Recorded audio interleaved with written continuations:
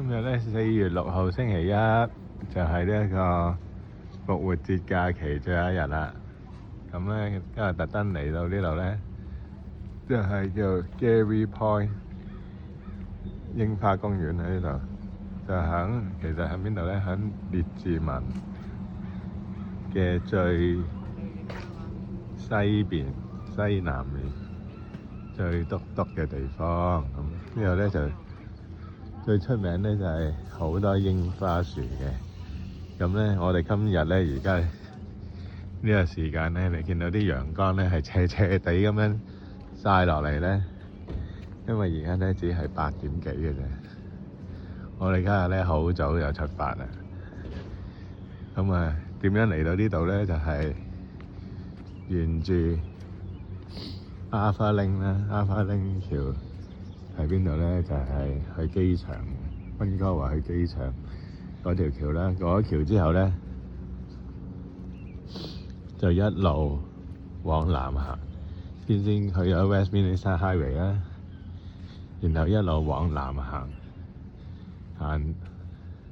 行到落去咧 Steveston 嗰度咧 Steveston Highway， 再打橫行過嚟呢邊咧係最西邊最末端呢個位。咁咧嗱，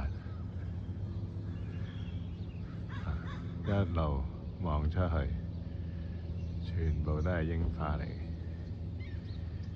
咁咧有其他人嚟影相嘅，不過而家早咧就還未啦。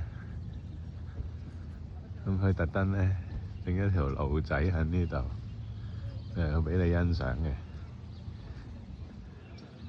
咁咧遠方嗰度有個牌，咁行埋俾你睇下。咁其實係咩咧？就係因為咧係日本文化啊嘛，咁就櫻花就日本文化，咁啊有啲日本字喺度啊，你見到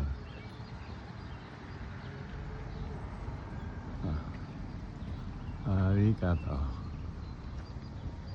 ，thank you。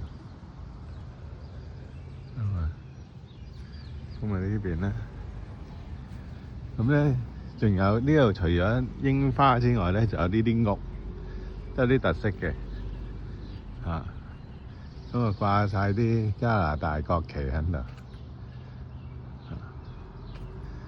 咁啊今日就係咁多啦，